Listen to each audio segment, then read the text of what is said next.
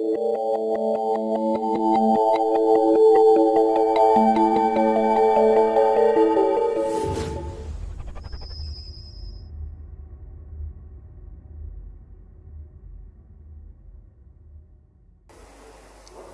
Sudhanshu Trivedi. Dr. Sudhanshu Trivedi, please. From Rajya Sabha Gallery. जी Rajya Sabha gallery से जी sorry Rajya Sabha chamber से बिल्कुल। माननीय उपसभापति महोदय, आज हम जिस विषय के ऊपर इस सदन में चर्चा कर रहे हैं, हमारे कई पूर्ववर्ती वक्ताओं ने कहा कि वो विश्व की सबसे बड़ी महामारी है, परंतु मैं कहना चाहूंगा कि अभी जब 2 दिन पूर्व स्वास्थ्य मंत्री जी ने यह डिटेल दिया था कि इस समय विश्व के 215 देश इससे प्रभावित हैं। आज तक कभी ऐसा नहीं हुआ कि कोई एक ऐसी परिस्थिति रही हो जो एक साथ इतने बड़े देशों को प्रभावित कर सके। तो यह मनुष्य जाति के ज्ञात इतिहास की सबसे व्यापक चुनौती है। This is the biggest challenge in the documented history of man. कृपया गैलरी नंबर 1 कृपया आपस में बात न करें। और आप आवाज समझ सकते हैं कि जब इतनी व्यापक चुनौती और इतनी गंभीर चुनौती, तो इसका सामना करने के लिए हमें क्या क्या चाहिए?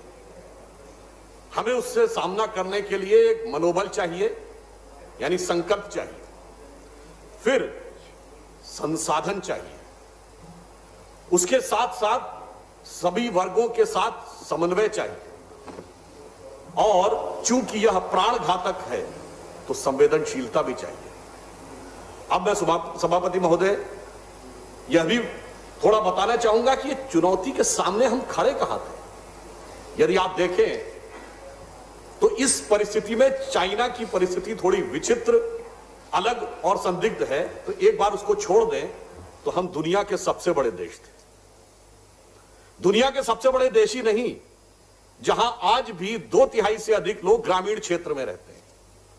यदि 2011 की जनसंख्या को माने तो 27% लोग आज भी निरक्षर थे, यानी जो समझ ही नहीं सकते थे कि क्या लिखा हुआ है। और आज भी बिलो पॉवर्टी लाइन की संख्या, अब उसमें मैं नहीं जाता विस्तार से क्यों इतने वर्षों तक रहा, अलग बात है, परंतु आज का यथार्थ यह था कि वो विश्व में सबसे अधिक है। तो आप समझ सकते हैं कि हम कहां पर खड़े हुए थे जिस समय यह चुनौती शुरू हुई। क्योंकि हमारे कई सदस्यों ने कहा था कि वो क्रोनोलॉजिकल ऑर्डर में बात को करना चाहते हैं, क्रोनोलॉजी ऑफ द इवेंट्स देखे, तो मैं क्रोनोलॉजिकल ही प्रक्रिया से, यानी काल क्रमानुसार इस घटनाक्रम की व्याख्या करने का प्रयास कर रहा हूं। और इन सब के साथ हमारे पास उस समय केवल एक वायरोलॉजी की लैब थी। तो आप समझ सकते हैं कि हम उस समय कहां खड़े थे, किस चुनौती के साथ खड़े थे। और यह इतनी बड़ी चुनौती थी कि दुनिया के बड़े बड़े शक्तिशाली देश, जो चिकित्सा सुविधाओं के बड़े बड़े केंद्र माने जा रहे थे, अमेरिका, ब्रिटेन और इटली तक, वो इस तूफान के आगे भरभरा के गिरते हुए दिखाई पड़ रहे थे। और इतना ही नहीं, माननीय उपसभापति महोदय, हमारा ही देश एक ऐसी विचित्र परिस्थिति में भी था जहां स्वास्थ्य कर्मियों पर हमले हो रहे थे, जिसके बचाव के लिए हमें एक कानून तक लाना पड़ा। और पीपीई किट का उस समय देश में उत्पादन नहीं होता था, आवश्यकता भी नहीं थी, क्योंकि केवल अस्पतालों में, वो भी आईसीयू में प्रयोग होती थी। सैनिटाइजर और मास्क बहुत सीमित संख्या में बन रहे थे, और दूसरी तरफ ये वैश्विक तूफान सामने आकर खड़ा हो रहा था। इसलिए इससे लड़ने के लिए जो प्रथम संकल्प की आवश्यकता थी, तो प्रधानमंत्री श्री नरेंद्र मोदी जी ने 21 मार्च को जब जनता कर्फ्यू का आह्वान किया, और जब दिया और थाली का आह्वान किया था, तो माननीय उपसभापति जी, ये वो उसका प्रतीक था कि हम इस प्रबल तूफान के आगे कितनी निर्बल स्थिति में थे। मैं उसके डिटेल में नहीं जाना चाहता क्यों कारण से थे, तो बस मुझे वही पंक्ति ध्यान आई थी, ये है निर्बल से लड़ाई बलवान की, ये कहानी थी दिए की और तूफान की।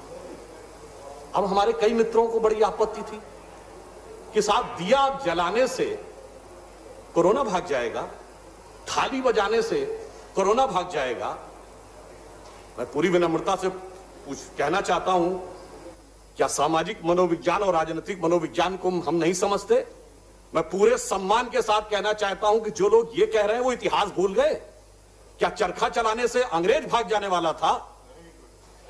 नहीं, चरखा एक प्रतीक था भारत की।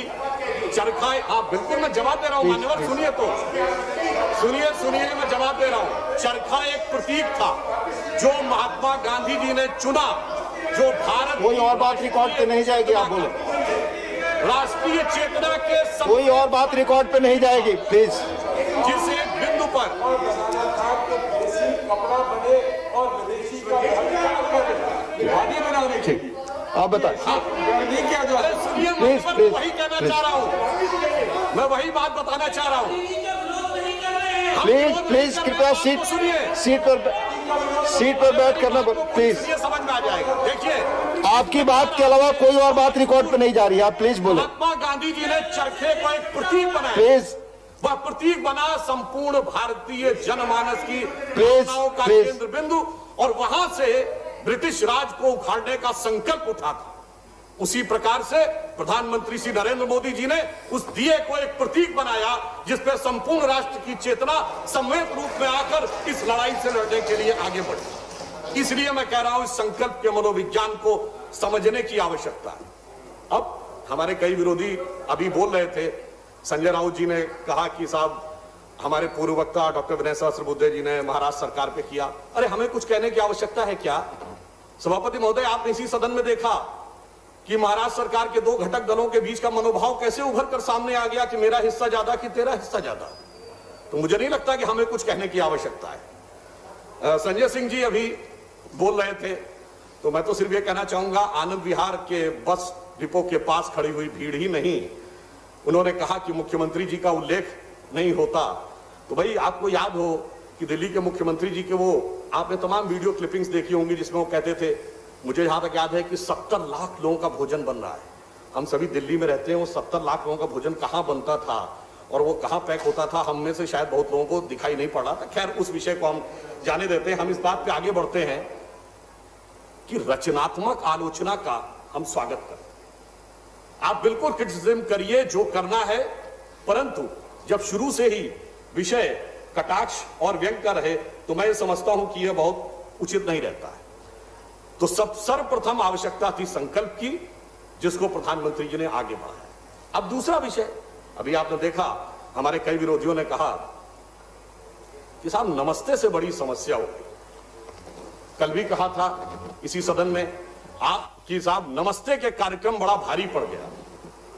मैं पूछना चाहता हूं कि नमस्ते ट्रंप का कार्यक्रम यदि भारी पड़ गया, 2 घंटे में कुछ लोग थे, वो तिथि तो आप सबको ध्यान होगी, 24 फरवरी थी, और उसी समय पूरे देश के दर्जनों शहरों में बकौल हमारे विरोधियों के लाखों लोग हजारों हजार की संख्या में बगैर सोशल डिस्टेंसिंग का पालन करते हुए जो कार्यक्रम कर रहे थे, वो क्या कोविड किलिंग ऑर्केस्ट्रा था? वो क्या था? तो यानी 1-2 घंटे के कार्यक्रम से सारी समस्या थी, और वो स्वयं कह रहे थे कि साहब सब तरफ जो चल रहा था उससे कोई समस्या नहीं थी। यह एकांगीय दृष्टि है, इससे बचने का प्रयास करना चाहिए और एक यथार्थ चीज को देखने का प्रयास करना चाहिए। अब मैं यह भी कहना चाहता हूं कि इस परिस्थिति में अक्सर हमारे विरोधी दल के प्रमुख नेता की दूरदृष्टि की बड़ी गवाही देते हैं हमारे विरोधी। इनके नेता जिन्होंने कहा जाता है कि साहब फरवरी के महीने में ही ट्वीट कर दिया था कि साहब कोविड कितनी बड़ी समस्या है और सरकार ने समय रहते उसके ऊपर कार्रवाई नहीं की। कहा जाता है 12-13 फरवरी को ट्वीट किया था। वह नेता चिर युवा है और चिर व्याकुल है, परंतु मैं बताना चाहता हूं उनकी दूरदृष्टि कितनी दूर से आ रही थी। उस कालखंड में देख लीजिए, जब वो यह बता रहे थे कि भारत सरकार को विदेश की फ्लाइटें बंद कर देनी चाहिए थी, कोविड बहुत भयानक रूप धारण करता चला जा रहा है, और उस समय वो स्वयं विदेश में थे। खैर कोई बात नहीं, जब आए तो हमें इस सब सदन में याद है, आने के बाद यदि वह 12-13 फरवरी को इतनी भयानक समस्या लगने लगी थी और उनके अप्रतिम ज्ञान संपन्न बुद्धि को इसका साक्षात्कार हो गया था, तो मार्च के प्रथम सप्ताह में सदन को रोककर कोविड पर चर्चा क्यों नहीं करवाने की बात कही गई? 2 दिन सदन नहीं चला, किस लिए? कोविड पे चर्चा के लिए नहीं।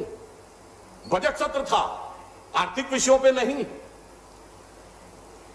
उस तथाकथित बेरोजगारी के लिए नहीं, बेरोजगारी का विषय जो कि इस समय आया था उसके लिए नहीं। किसके लिए? दिल्ली की सांप्रदायिक हिंसा के लिए। यानी कहा यह जा रहा है, दिल्ली की सांप्रदायिक हिंसा डिस्कशन हुआ 11 मार्च को उस सदन में, 12 मार्च को इस सदन में। मेरा सिर्फ कहने का तात्पर्य यह है कि जब वास्तविकता थी तो आज जो कहा जाता है, चलिए उसमें मैं नहीं कंपैरिजन नहीं करूंगा, एक बार भी यह मुद्दा उठाया गया क्या?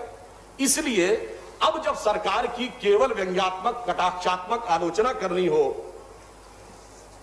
तो इन विषयों को उठाना मुझे लगता है यह तर्क संगत नहीं लगता है। यह इनके आचरण से बहुत साफ दिखाई पड़ता है।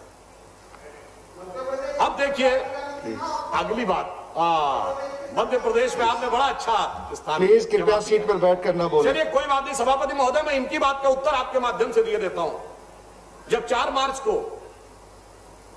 स्वास्थ्य मंत्री जी ने इस सदन में बयान दिया था तो उस समय 29 केस थे भारत में कोविड के, और जिस समय मध्य प्रदेश का घटनाक्रम है उस समय को ध्यान कर लें, उस समय तक मध्य प्रदेश में कोविड का एक भी केस नहीं था। चलिए कोई बात नहीं, वो जो मध्य प्रदेश में था वहां समस्या कोविड नहीं थी, वहां समस्या दूसरे प्रकार की थी। वो कोरोना वायरस से लेना देना नहीं था, वो वायरस आपके यहां बहुत जमाने से प्रविष्ट किया हुआ कोरोना है, पर बोलिए। इस कारण से हुआ समस्या। कोरोना पर अब मैं दूसरी बात पे आता हूं। प्लीज कोरोना पर बोलिए। अब देखिए ये सभापति, प्लीज सभापति महोदय, अब सभापति Yes, महोदय under rule.